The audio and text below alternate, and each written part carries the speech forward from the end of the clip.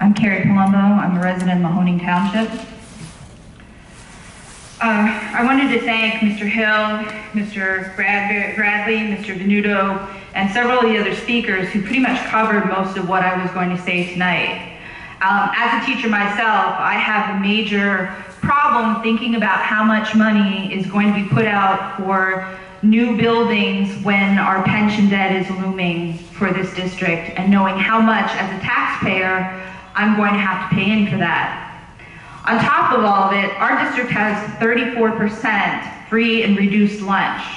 These are people that are below the poverty level that get extra stuff at school because they can't afford to pay for it themselves, yet we're going to ask them to pay additional taxes so that their children can go to a much nicer, bigger building in a central location.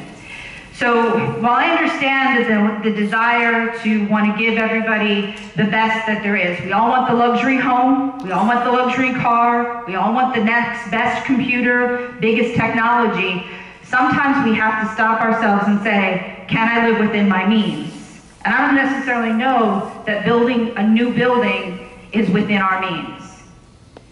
It seems to me that we have a responsibility to look and say what's best for not just the children within our district, but what's best for our entire community.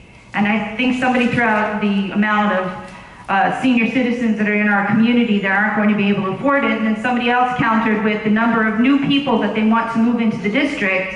When you have young families moving into a district that can't afford the taxes, if I was buying a new home and I was going to look for a good school district, I'd go 25 miles down the road and move to Parkland, where their taxes are a lot less than ours here in Lehighton.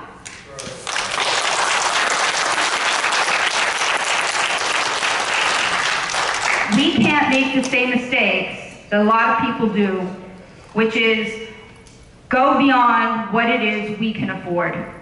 And I know we're spreading this out over a long period of time, and a lot of comparisons have been made to mortgages and things like that.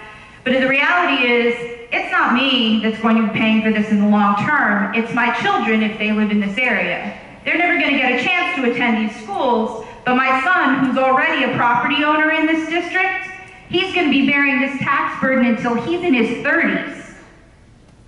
He's 16 right now. It's not fair to him for us to put this burden on him before he's even gotten started. So while I agree that we do need to improve our schools, I've seen the leaky roofs, I've seen the inadequate facilities, we don't have a structure plan in place to even take care of technology, to take care of textbooks, as Mr. Venuto said. Yet you're going to build something new? You don't throw out what you have just because it's worn down. You fix it. Ms. Palumbo.